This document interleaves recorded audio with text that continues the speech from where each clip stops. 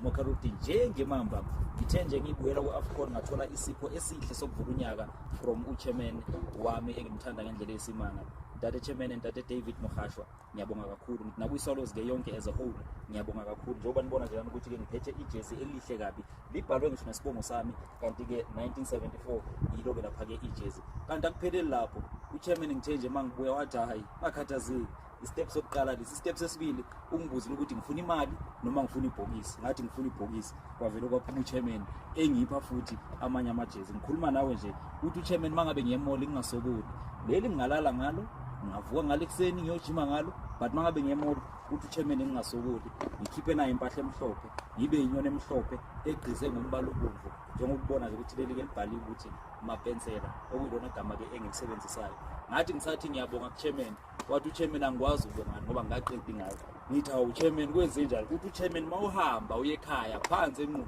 ngifuna usiwenke noma mangabe uye ePulukwane uyokwenza ama games angakithi lePulukwane ngifuna ube inyoni ebomvu ngenkani njengokubona nje ukuthi iSwallows ingithethe igixabezi namajezi ke amathathu ukuthi ke ngiyabonga kakhulu kwiSwallows as a whole naku chairman Dade David Mogashoa ngiyabonga kakhulu chairman